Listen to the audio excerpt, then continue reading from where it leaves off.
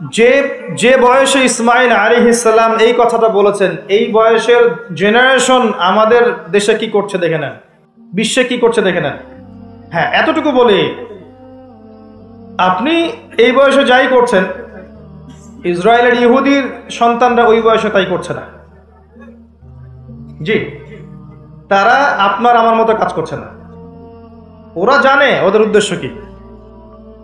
ওরা আমাদেরকে আমাদের উদ্দেশ্য থেকে সরিয়ে দিয়েছে, কিন্তু ওরা জানে ওদের উদ্দেশ্য কি। ওরা চায় বিশ্ব শাসন করতে, এবং তারা সেটা করে দেখাচ্ছে। আর আমরা তো জানি না যে আমরা একটা সিংহের জাতি, বীরের জাতি। সারা বিশ্ব আমরা দাপিয়ে বেরিয়েছি এক সময়, শতাব্দীর পর শতাব্দী। এটা আমাদের যুব সমাজ জানেই না। মনে করিয়ে দেওয়া লাগে খালিদ বিন ওয়ালিদ একজন বীর ছিলেন, উমর ইবনুল খাত্তাব একজন বীর ছিলেন। এগুলো তাদেরকে বুঝানো লাগে, বলে দেওয়া লাগে। আপনি রাস্তায় হাঁটেন এবং এই নর্মাল সোসাইটির ছেলেদেরকে মাইক নিয়ে নিয়ে জিজ্ঞাসা করেন যে উমর রাদিয়াল্লাহু আনহু কত বছর বয়সে ইসলাম কবুল করেছে তুমি জানো? বলবে যে উমর রাদিয়াল্লাহু আনহু কে। দেখবেন যে দেশের কথা জিজ্ঞাসা করেন, স্বাধীনতা দিবস কবে, ভাষা দিবস কবে, জিজ্ঞাসা করেন আন্তর্জাতিক মাতৃভাষা দিবস কবে, হিউজ অ্যামাউন্ট অফ পিপল আছে বাংলাদেশে, বলতে পারবে না কোন দেশে, সিরিয়াসলি বলতে পারবে না। ইংলিশ মিডিয়াম ব্যাকগ্রাউন্ডের প্রচুর সন্তান আছে, আর এটা আমার চেয়ে ভালো আপনি জানেন না, আমরা এই ব্যাকগ্রাউন্ড থেকে উঠে আসছি। ইংলিশ মিডিয়াম ব্যাকগ্রাউন্ডের অনেক বাচ্চা আছে, দেশের ঐতিহ্য সংস্কৃতি সম্পর্কে যারা পরিমাণ খবর রাখে না। কই, তাদের বিরুদ্ধে তো কখনো মিডিয়া তেরে আসে না? আসে? মাদ্রাসায় তেরে আসবে। মাদ্রাসায় গিয়ে জিজ্ঞাসা করবে জাতীয় সঙ্গীতের 10 লাইন বলতে পারো? এই জাতীয় সঙ্গীতের 10 লাইন অনেক ইংলিশ মিডিয়ামের বাচ্চাও পারে না। কই, ওটা নিয়ে রিপোর্ট তো করেন নাই। তো আমাদের ডাবল স্ট্যান্ডার্ড আছে। আমি একটা কথা বলতে চাচ্ছি যে আমাদের প্রজন্ম না দেশ, না ইতিহাস, না সংস্কৃতি, না ইসলাম, কোনো কিছুর খবর রাখে না এই প্রজন্ম এখন। এদেরকে দিয়ে আল্লাহ না করুক যদি আগামীতে কখনো আবার দেখেন যে কোনো রাষ্ট্রীয় কোনো কাজে এদেরকে এগিয়ে আসতে হবে, আপনি সত্যি মনে করেন এই জেনারেশন এগিয়ে আসবে? কখনো আসবে না। এরা কি 1971 সালে আমাদের বাপদাদাদের মতো সাহসী, তাদের মতো ফিজিক্যালি স্ট্রং, মেন্টালি স্ট্রং, জীবনের উদ্দেশ্য সম্পর্কে সচেতন? কখনো না। হানাদার বাহিনীর আক্রমণে যেভাবে বীর বিক্রমে যুদ্ধ করেছিলেন আমাদের বাপদাদারা, এখনকার জেনারেশন এটা করতে পারবে মনে করছেন? তো গাঁজা খেতে খেতেই শেষ, ইয়াবা, পেন্সিডিল এগুলো খেতেই শেষ। একটা টিকটক ভিডিওর জন্য প্রতিবন্ধী হয়ে যাচ্ছে। মানে কি করছে মাথায় ঢোকে না, কি করছে, মানে কি পায় এগুলোতে আল্লাহ ভালো জানেন। একটা ভিডিও করার জন্য কি করছে, মানে আমি দেখলাম মোটরসাইকেলে রেস করছে, ভিডিওটা থেকে গেছে, কিন্তু ওই রেসের মধ্যে সে স্পট ডেটে মারাও গেছে। এমন এমন অ্যাঙ্গেল থেকে ভিডিও করতে চাচ্ছে যেখান থেকে পড়ে মারা যাচ্ছে। মানে একটা আয়াত মনে পড়ে, এই আয়াতটাই মনে পড়ে এই বিষয়গুলো দেখলে। আর এই সময়গুলো কিন্তু খুব দ্রুত এসেছে। বিগত 10-20 বছরে কিন্তু এমন ছিল না, খেয়াল করে দেখেছেন? বিগত 20 বছরে কিন্তু এমন ছিল না, এই প্রজন্মগুলো ছিল না। এবং সময় খুব দ্রুত পরিবর্তন হচ্ছে। আল্লাহ ভালো জানেন আমাদের বাচ্চাদের না জানে কি হবে, আল্লাহু আ'লাম তাদের যে কি হবে আল্লাহ ভালো জানেন। আমার তো মনে হয় ওদের ব্রেইন পর্যন্ত কন্ট্রোল করা হবে। এমনভাবে ব্রেইন ওয়াশ করে দিয়েছে যে দেখবেন পাবলিক লাইফ আর প্রাইভেট লাইফের পার্থক্য বোঝে না। একটা জিনিস প্রাইভেট, ওটাকে পাবলিক করে ফেলবে, নিজেই করে দিবে, মানুষ করবে না। নিজে কি করছে না করছে প্রত্যেকটা মুহূর্ত তাকে মানুষকে জানাতে হবে। এই যে আমি এখন বাথরুমে গেলাম, এই যে আমি এখন বের হলাম, আমি এখন ওযু করছি, আমি এখন এটা করছি। একটা অসুস্থ জেনারেশন, একটা মানসিক বুদ্ধিবৃত্তিক প্রতিবন্ধী একটা জেনারেশন তৈরি হয়েছে, আমাদের অগোচরেই হয়েছে। আর আমরা এদেরকে লাই দিয়েছি, ছোট আছে এরা, নাক চিপলে দুধ বের হয়, ছোট আছে বলে বলে। আচ্ছা, ইসমাইলের দিকে তাকান, তিনি তার বাবাকে বলছেন ইয়া আবাতি ফাইল মা তুমার, হে আমার বাবা আপনি তাই করেন যা আল্লাহ আপনাকে আদেশ করেছেন। সাতাজিদুনি ইনশাআল্লাহু মিনাস সাবিরিন, ইনশাআল্লাহ আপনি আমাকে ধৈর্যশীল পাবেন। আর এই সন্তান জন্ম দিয়েছেন ওই হাজারা আলাইহিস সালাম। না আছে পরিবারে ইব্রাহিমের মতো কর্তা, না আছে পরিবারে হাজারা আলাইহিস সালামের মতো মা, আর না আছে ইসমাইলের মতো সন্তান। এই জেনারেশনকে দিয়ে আপনি কিভাবে চলবেন? জাতির সামনে খারাপ সময় অপেক্ষা করছে। একটাই উপায় আছে, অনলি একটা রাস্তা খোলা আছে। কিছু মানুষ মিশন নিয়ে নিয়েছে যে এই জেনারেশনগুলোকে ধ্বংস করে ফেলার। একটাই অপশন আছে, এদেরকে আল্লাহর দিকে নিয়ে আসতে হবে, আদারওয়াইজ এদেরকে বাঁচানোর কোনো বুদ্ধি নাই। ছোট ছোট বাচ্চা দেখবেন 14-15 বছরের বাচ্চা ধর্ষণ করছে, কেস খাচ্ছে, চাইল্ড অ্যাবিউজ করছে। এক ধর্ষকের ব্যাপারে সেদিন দেখলাম এমন পলিসি অবলম্বন করেছে যে রেপের পর রেপ করে যাবে, কিন্তু যাকে রেপ করা হবে সে প্রেগনেন্ট হবে না, সে এমন ব্যবস্থা গ্রহণ করেছে। কি পরিমাণ মানুষের অধঃপতন চিন্তা করে দেখেন। ছোট ছোট বাচ্চাগুলো দেখবেন কিশোর অপরাধ করছে, কিশোর গ্যাং তৈরি করেছে। ছোট ছোট বাচ্চা বিভিন্ন মুভিজ দেখছে, অপসংস্কৃতিগুলো দেখে দেখে শিখছে। এগুলো তো এমনি এমনি আসেনি, কারো না কারো দেখে তো শিখেছে। হয় বই পড়ে শিখেছে, না হলে কোনো কিছু দেখে শিখেছে। আর বই তো এরা পড়ছে না, নিশ্চয়ই কিছু দেখে শিখেছে, বিভিন্ন প্রোগ্রাম দেখে এগুলো শিখেছে। ছোট ছোট কিশোর গ্যাং, এক গ্যাংয়ের লিডার আছে, আরেক গ্যাংয়ের লিডার আছে। প্রশাসন হিমশিম খাচ্ছে এগুলো ডিল করতে। আমি মাঝে মাঝে চিন্তা করি কিভাবে যে প্রশাসন এগুলো ডিল করে, এত ঠান্ডা মাথায় কিভাবে ডিল করা সম্ভব, এত অপরাধ কিভাবে দমন করা সম্ভব। যতক্ষণ মানুষ ভালো না হবে কোশ্চিনকালেও কখনো সমাজ ভালো হয় না। আর মানুষ যতক্ষণ বদলাচ্ছে না, আপনি উপরের লেভেলের কখনো পরিবর্তন আশা করতে পারেন না। আমাদেরকে নিয়েই সবকিছু, মানুষই সব, আমাদেরকে নিয়েই সবকিছু। আমরা ভালো না হলে কোশ্চিনকালে উপরের লেভেলে মানুষ ভালো হবে না। তারা আকাশ থেকে টপকায়নি, আমাদের মধ্য থেকে উঠেছে। এই জেনারেশনকে তাকান, খুবই হৃদয় বিদারক ভাবে কথাগুলো বলছে। এর ছেলেদের অবস্থা এমন। আরো কিছু গেমস আছে, অনলাইন গেমস দেখবেন, বিভিন্ন গেমস, মুভিজ, কালচার্স, এগুলোতে এত এডিক্টেড, মানে 5 বার মুয়াজ্জিন ডাকছে হাইয়া আলা সালাহ, কানেই যায় না। নামাজ কি জিনিস, মানে কখনো কখনো দেখা যায় এই টাকা নেয়ার জন্যে, এই গেমসের টাকা নেয়ার জন্যে, বা যে ছোটোখাটো নেশাগুলো করে এগুলো টাকা নেয়ার জন্যে চুরি করতে, ডাকাতি করতে, কাউকে হত্যা করতে, পিতামাতার অবাধ্য হতে, এমনকি পিতামাতাকে খুন করতে পর্যন্ত দ্বিধা করছে না। কত ঘটনা আছে, এগুলো এক্সাম্পল দেওয়ার দরকার নেই আমার, আপনারা জানেন, পেপার পত্রিকা খুললেই দেখা যায় এগুলা। আমরা যেন জেনেও না জানার ভান করছি, দেখেও না দেখার ভান করছি, তা আমাদের বাচ্চারা এভাবে নষ্ট হয়ে যাচ্ছে। আর এই জেনারেশনের মেয়েদের দিকে তাকানো, যে বললাম, একটা মৌলিক প্রশ্নের উত্তর তারা দিতে পারবে না যে আল্লাহ তোমাকে সৃষ্টি করেছেন কি জন্য। তুমি যে পৃথিবীতে আসছো, তুমি যে নাচো, তুমি যে বিউটি কন্টেস্টে যাও, তুমি যে অশ্লীল পোশাক পরে হাঁটো, তুমি যে এমন পোশাক পরো যে পোশাক পরে তোমার গায়ের সবকিছু দেখা যায়, তুমি যে এইভাবেই নগ্ন হয়ে রাস্তাঘাটে শপিং মলে ঘুরছো, তুমি যে একটা পরিবারের স্ত্রী, তোমার যে পরিবারের উপর কিছু দায়িত্ব আছে, এই সম্পর্কে তোমার কোনো ভ্রুক্ষেপ নাই, স্বামী থাকা সত্ত্বেও যে তুমি পরকীয়া করছো, তোমার সন্তানকে যে প্রতিপালন করছো না, এমনকি সন্তান নিতেও তার আগ্রহী না, মানে এত প্রবলেমস। তোমাকে সৃষ্টি করেছেন কি জন্য আল্লাহ পাক পৃথিবীতে? আর তোমরা যদি এই জমিনে না থাকতা, এই দুনিয়ার কোনো পরিবর্তন হতো কিনা? এই প্রজাতিগুলো, এই প্রাণীগুলো, এই গবাদি পশুগুলো যদি পৃথিবীতে না থাকতো, তাহলে কি পৃথিবীর ভারসাম্য নষ্ট হয়ে যেত? পৃথিবী কি ধ্বংস হয়ে যেত? আল্লাহ পাক সৃষ্টি করেছেন কেন, এই উত্তরটুকু জিজ্ঞাসা করেন। নিজেও নিজেকে জিজ্ঞাসা করেন, আপনার ছোট ভাইকে জিজ্ঞাসা করেন, এই ইয়াং জেনারেশনকে জিজ্ঞাসা করেন, এবং মেয়েদেরকে জিজ্ঞাসা করেন, আল্লাহ তোমাকে সৃষ্টি করেছেন কেন বলো তো? এই পৃথিবীতে তুমি আছো কি জন্যে? মানে আমরা যে পৃথিবীতে আছি, আমরা সবাই, আমরা না থাকলে পৃথিবীর কি ক্ষতি হবে সেটা আমাকে বলেন। এক সময় কি আমরা ছিলাম না? তখন পৃথিবীর কোনো ক্ষতি হয়েছে না। এক সময় যে আমরা থাকবো না, তখন কি পৃথিবী থেমে থাকবে না? মাঝখানের এই সময়টা আমরা কি জন্য আসছি পৃথিবীতে? এই মৌলিক একটা প্রশ্নের উত্তর, এর উত্তর খুঁজে পায় সে আল্লাহর কাছে চলে আসবে ইনশাআল্লাহ। এর উত্তরটা কি জানেন?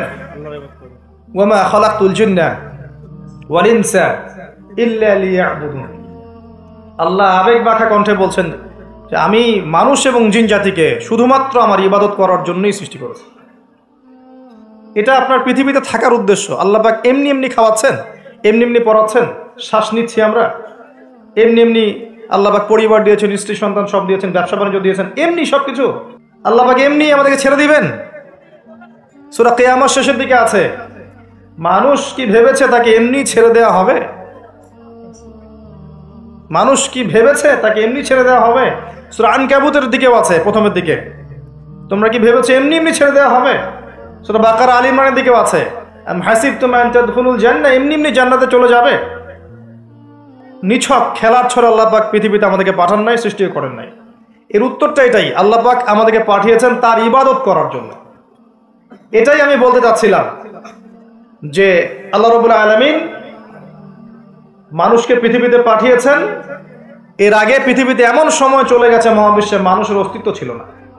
আল্লাহ পাক নাম শিখিয়েছেন, আল্লাহ পাক তার সঙ্গিনী সৃষ্টি করেছেন, এরপর জান্নাতে রেখেছেন এবং ফেরেশতাদেরকে দিয়ে সেজদা পর্যন্ত করিয়েছেন।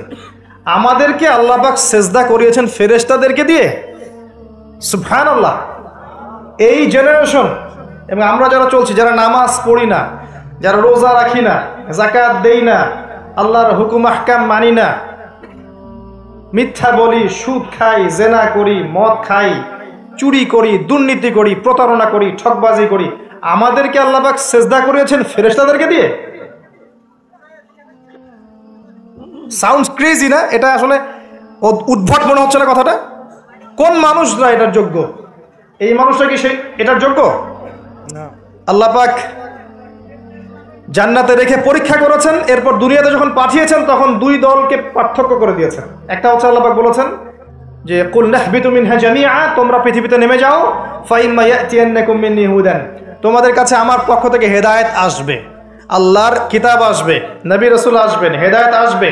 ফামান তাবিআ হুদায়া ফালা খাউফুন আলাইহিম ওয়ালা হুম ইয়াহজানুন, যারা আমার হেদায়েত মেনে চলবে তাদের কোনো ভয় নাই, কোনো দুশ্চিন্তা নাই, যে জান্নাত থেকে এসেছেন ওই জান্নাতে ফিরে যাবেন ইনশাআল্লাহ। এটা এক শ্রেণীর মানুষ। আর এক শ্রেণী ওয়াল্লাযীনা কাফারু ওয়া কাযযাবু বিআয়াতিনা, আর যারা কুফরি করবে এবং আমার আয়াতকে মিথ্যা প্রতিপন্ন করবে, উলাইকা আসহাবুন নার, এরা হচ্ছে জাহান্নামের অধিবাসী, হুম ফিহা খালিদুন, তারা সেখানে চিরস্থায়ী হবে। কি জিনিস এটা? নবী সাল্লাল্লাহু আলাইহি ওয়াসাল্লাম দেখে এসেছেন। তার গর্জন, যখন সে গর্জন করবে, গর্জন করতে থাকবে, এই চিৎকারে, ওর চিৎকারে মানুষ বেহুশ হয়ে যাবে, খালি চিৎকার করবে, হাল মিন মাজিদ, সে বলতে থাকবে আরো কি আছে, হাল মিন মাজিদ, আরো কি আছে, চিৎকার করতে থাকবে। নবীজি দেখে আসছেন, রক্তের নদীতে ফেলে মানুষের মাথা ফাটিয়ে দেওয়া হচ্ছে। কে তারা? সুদখোর।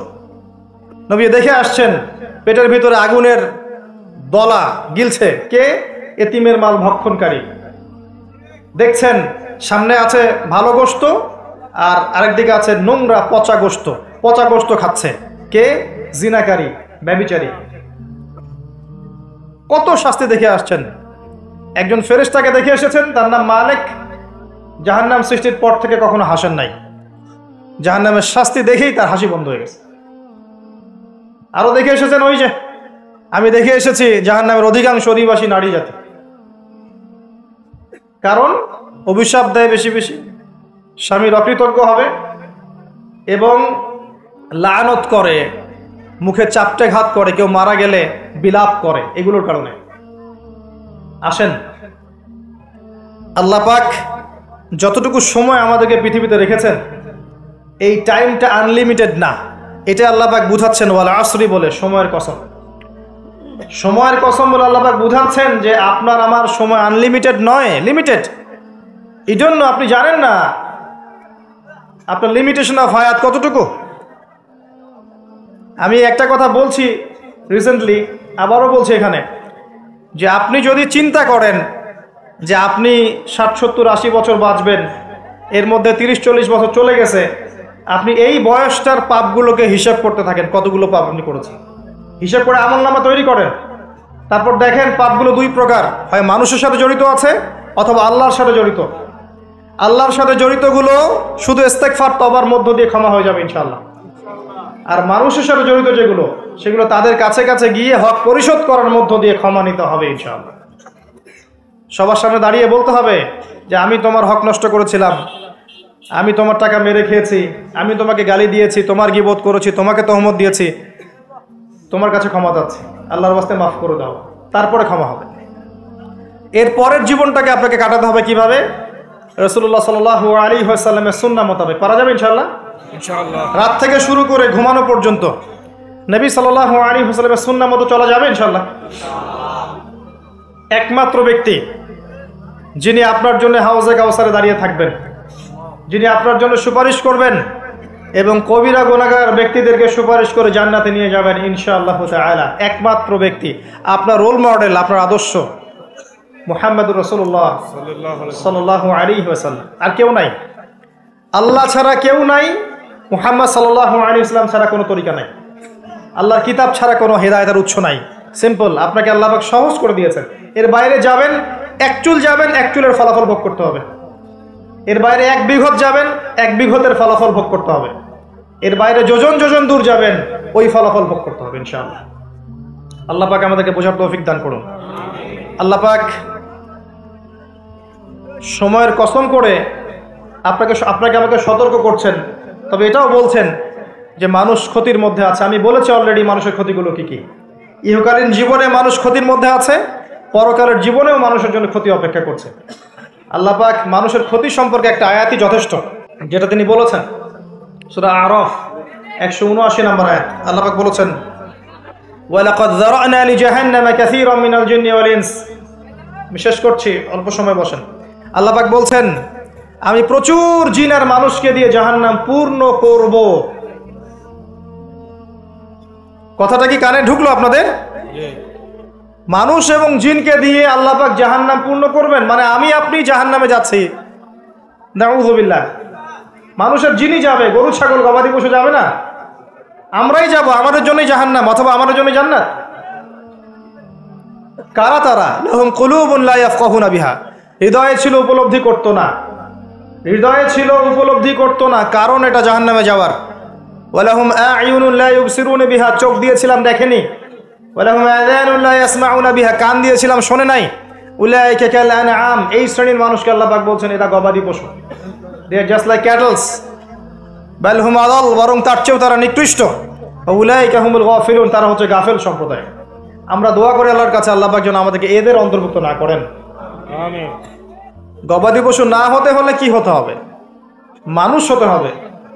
আর মানুষ সেই যে ব্যক্তি আল্লাহর খলিফা, আল্লাহর খলিফা সেই যার জন্য এই পৃথিবী, আর আল্লাহর বিধান যারা মেনে চলছে তাদের জন্যই এই পৃথিবী। আল্লাহ পাক বোঝার তৌফিক দান করুন, আমিন। 4টা কাজের কথা আল্লাহ পাক বলেছেন, শেষ করছি এখানে। 4টা কাজ, অনলি 4টা, যে 4টা কাজ যদি মানুষ করতে পারে ইনশাআল্লাহ আযজা ওয়া জাল হাসতে হাসতে জান্নাতে চলে যাবে ইনশাআল্লাহ। এখানে আমভাবে মানুষের জন্য 4টা কাজের কথা বলা হয়েছে, আবার মহিলাদের জন্য আলাদা করে 4টা কাজের কথা বলা হয়েছে। এখানে কি মহিলারা আছে? আচ্ছা, মহিলাদেরটা আগে বলে শেষ করি। তাদেরকে 4টা কাজ করতে বলা হয়েছে। বলা হয়েছে এই 4টা কাজ তারা যদি করে জান্নাতের যে কোনো দরজা দিয়ে প্রবেশ করতে পারবে ইনশাআল্লাহ। আর বলে রাখি, জাহান্নামের বেশিরভাগ অধিবাসী হবে নারী জাতি, তার মানে এই 4টা কাজ বেশিরভাগ মেয়ে করতে পারবে না। সিম্পল। 1 নাম্বার, 5 ওয়াক্ত সালাত। ওয়াক্ত হয়ে গেলেই তারা সালাত পড়বে। সালাত তো এখন অনেক মাদ্রাসার মেয়েও পড়ে না, জানেন? হ্যাঁ, অনেক সময় দেখা যায় মানে কালচারাইজড হয়ে পড়ছে, কিন্তু মাদ্রাসা থেকে বের হয়ে গেছে, নামাজ ছেড়ে দিয়েছে। একটা চাপের মধ্যে ছিল, নামাজ পড়তো, ছেড়ে দিয়েছে, নামাজ শেষ। নামাজ 5 ওয়াক্তের কথা বলা হচ্ছে। আবার অনেক সময় দেখা যায় অনেক মহিলা বা মেয়ে যারা বিপথে ছিল, তওবা করে ইসলামের দিকে এসেছে, এরা দেখবেন মাশাআল্লাহ অনেক কঠিন পর্দা করছে, নামাজ পড়ছে, এমন আছে।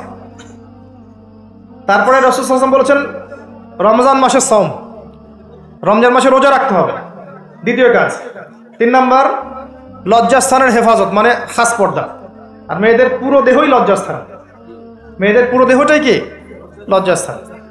আর 4 নাম্বার, স্বামীর আনুগত্য করা। স্বামী, এটা তো মঙ্গল গ্রহের কথা, এই কথার তো বাস্তবায়ন থাকতে পারে না এই সমাজে, সম্ভব? আল্লাহু আ'লাম। আল্লাহ পাক নারীদেরকে বুঝদান করুন। স্বামীর আনুগত্য, আনুগত্যকে তারা মনে করে দাসত্ব। আমি আনুগত্য করতে যাবো কেন? এটা দাসত্বের ব্যাপার। আমি কখনো দাসত্ব করতে রাজি নই, বরং আমরা সমান। আমরা কি সমান? আল্লাহ পাক দিয়েছেন অগ্রাধিকার, সে চায় সম অধিকার। আল্লাহ দিয়েছেন অগ্রাধিকার, মানে পুরুষের চেয়ে নারীর অধিকারটা আল্লাহ বেশি দিয়েছেন। কোরআন এবং হাদিসে। আর ওকে শিখিয়ে দেওয়া হয়েছে যে তুমি সমান অধিকারের আন্দোলন করো, তাই করছে। তো তারপরেও দিন শেষে গিয়ে দেখবেন যা লাউ তাই কদুই আছে। আসলে আদতে কোনো পরিবর্তন হয়নি প্রেক্ষাপটের, শুধু ফাসাদ ছড়িয়েছে, জেনা বেড়েছে, ধর্ষণ বেড়েছে, পরকীয়া বেড়েছে, সামাজিক কাঠামো ভেঙে গেছে এবং ডে বাই ডে হতেই আছে। রাত এখন আর রাত নাই, রাত দিন হয়ে গেছে। আবার দিনও এখন দিন নাই, দিন আবার রাতের পোশাক পরছে। আর রাত যখন রাত থাকে না, দিন যখন দিন থাকে না, তখন দিন কি করে? দিন আর রাতের কাছে গিয়ে সুখ পায় না, দিন দিনের কাছে যায়। এই জন্য সমকামিতা বাড়ছে। কথা বোঝা যায়? এই জন্য সমকামিতা বাড়ছে। আর মাশাআল্লাহ রাতও এখন রাতের সাথে থাকতে চায়। সেও বলে যে পুরুষের সাথে বিয়ে করার দরকার নেই, আমরা নারীর সাথে বিয়ে করি, লিভ টুগেদার। এবং বিভিন্ন দেশে এটাকে আবার বৈধতাও দেওয়া হয়েছে। হ্যাঁ, কোন বিশ্বে থাকেন, বিশ্বের খবর নেন, তখন আপনি চিন্তা করবেন যে আমি যদি আসহাবুল কাহাফের মতো চলে যেতে পারতাম খুব ভালো হতো। আপনি যদি প্রেক্ষাপট সত্যি বুঝতে পারেন, তখন মনটা চাবে যদি কেউ আমাকে পাহাড়ের কোনায় একটু জায়গা দিত, আর 2 বেলা খাবারের ব্যবস্থা আমার থাকতো, আমার সাথে আর অল্প কিছু মানুষ থাকতো, আমরা টোটালি সমাজ থেকে আলাদা, ওখানে আমরা চাষবাস করছি, খাচ্ছি যাচ্ছি, 5 ওয়াক্ত আজান হচ্ছে, নামাজ হচ্ছে, শান্তি শৃঙ্খলার সাথে এখানে বসবাস করছি, ওখানে মারা যাচ্ছি, এই ফিতনার মধ্যে আসছি না। মনে হতো এটি অনেক ভালো, হাজার গুণে দরকার নাই আমার সিভিলাইজড হওয়ার।